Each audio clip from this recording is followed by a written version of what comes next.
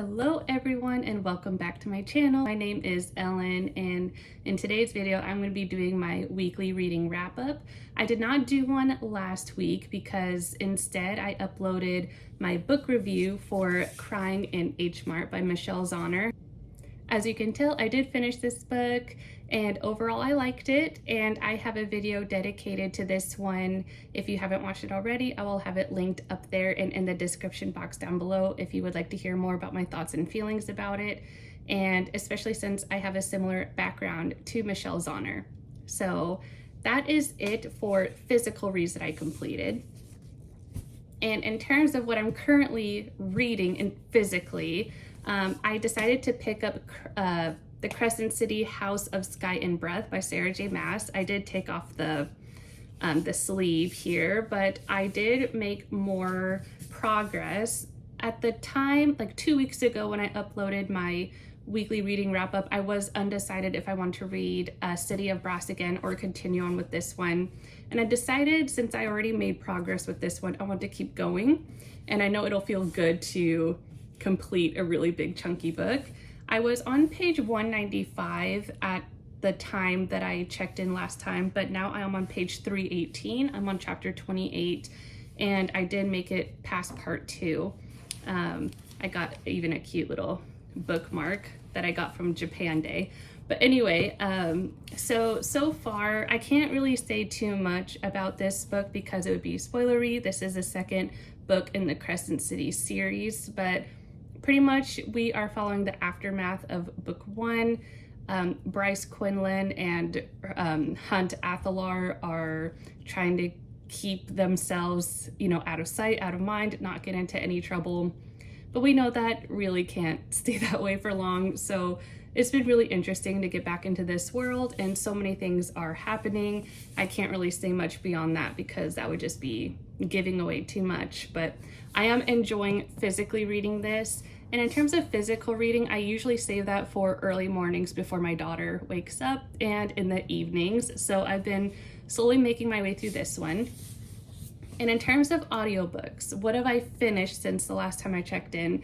I did finish The Governess Game by Tessa Dare, and I really love that one. That one was also a reread for me, and I really enjoyed it. I really love the character Alexandra. I think she's intelligent, she is kind, and everyone always just thinks that she has so much common sense, but there's more to her than just that. She is the way she is for a reason. I also really love how we get little snippets of Emma and Ash from the first book, which I think was really great, and we get to kind of see like developments on how they're doing, and I just love how they brought those characters back. And in The Governess Game, like, the ending was really sweet, and I just love how Tessa Dare not only makes her books just light and funny, but also she can give character depth as well. So it's not just a lighthearted fun with 2D characters. The characters do have their own thoughts and feelings and backstories. They're more than what they seem. They're actually more deep. And after I finished that one, I went on with the third book in that series, which is called The Wallflower Wager, also by Tessa Dare, of course. And in this book, we are following Lady Penelope Campion. She is the third friend in that friend group. So there's Emma, Alexandra, Penelope, and Nicola. So in this book, we are following Penelope, or Penny, and she is the daughter of an earl, and she is 26 years old, considered a spinster, and she is the kind-hearted friend that's a vegetarian. She takes care of animals that don't have homes, like the animals that are unwanted. She has like an otter, a goat, a steer, like so many chickens and kittens, and a dog that needs like he has like wheels. His hind legs aren't working properly. He was paralyzed. So she has so many animals that just need a lot of love and care that no one else really wanted. And it comes to her attention, like her aunt comes to pay a visit and said, your older brother wants you to come back home. He doesn't want you to live here anymore. You're not really progressing with your social life.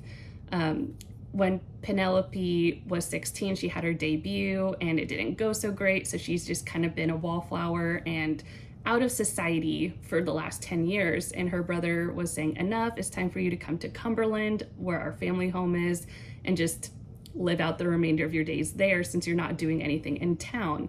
And Penelope does not want that to happen. She wants to stay in her home. She wants to love all her animals and just keep living the way she is and stay with her friends. So her aunt said, I will help you and convince your brother otherwise if you get rid of all these animals. And in the meantime, the house next door to Lady Penelope, or Penny, went for sale. The old owners used to be friends with Penny's parents, but the people sold it. It now belongs to Mr. Gabriel Duke, who is known as the Duke of Ruin. He is someone who buys up someone's debts. So one person has only him as the creditor, and so they owe all their money to him. So he's been ruining people, and that's how he's been amassing his fortune. And so he doesn't have the greatest opinion of people in society because he is starting to ruin a lot of influential families this way.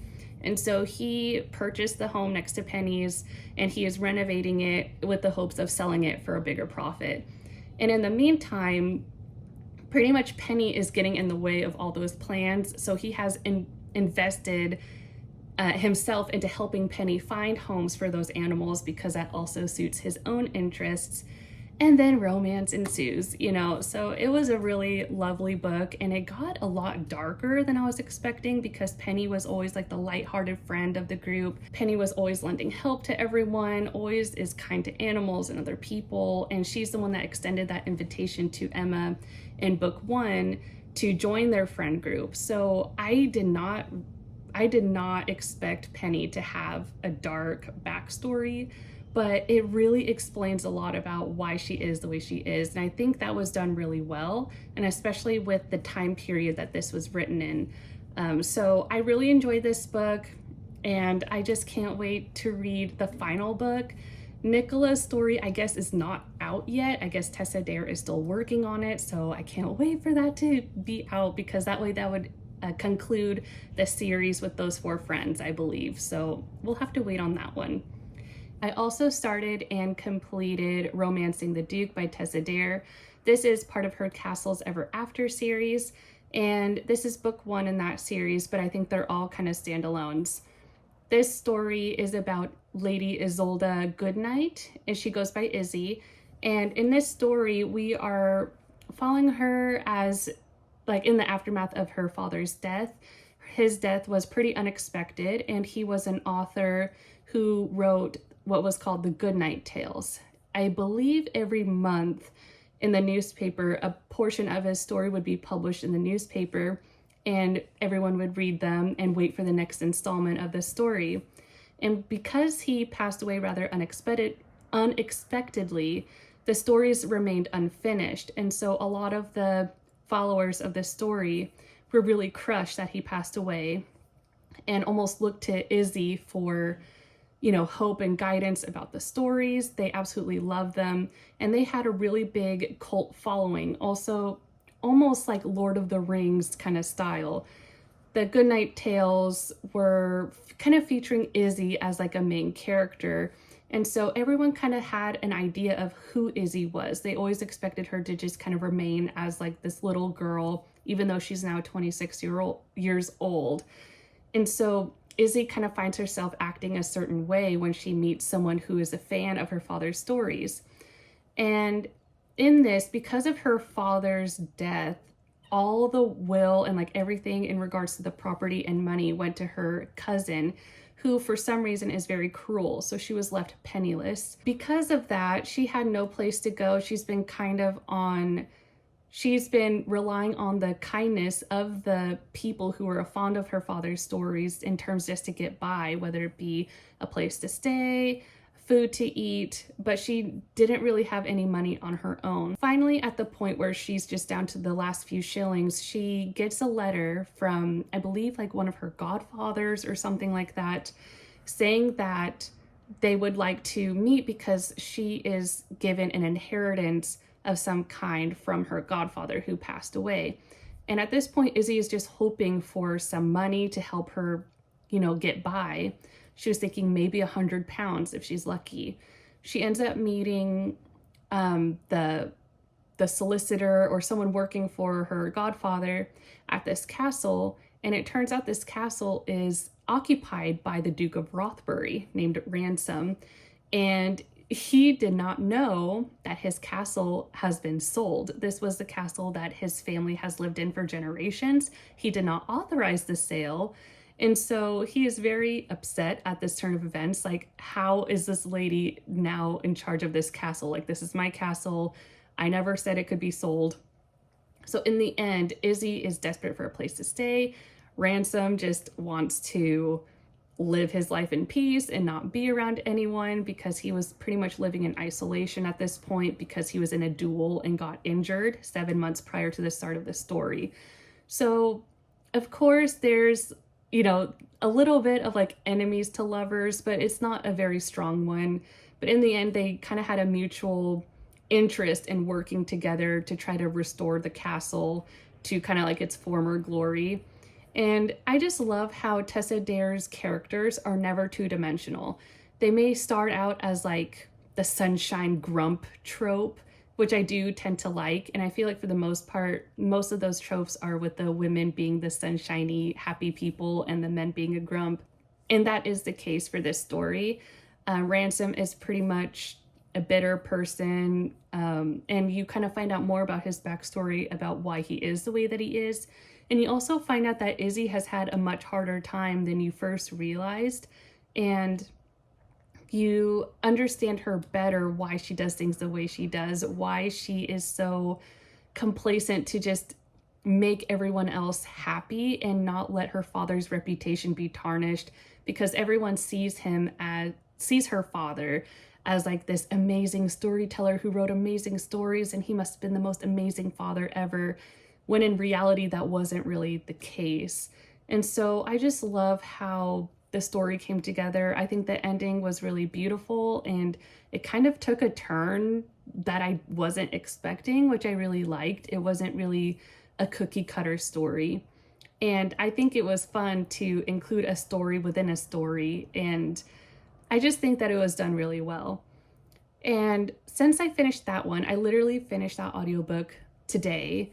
I just started Book Lovers by Emily Henry. I'm only like 5% in, so I don't really have any thoughts or opinions about it yet.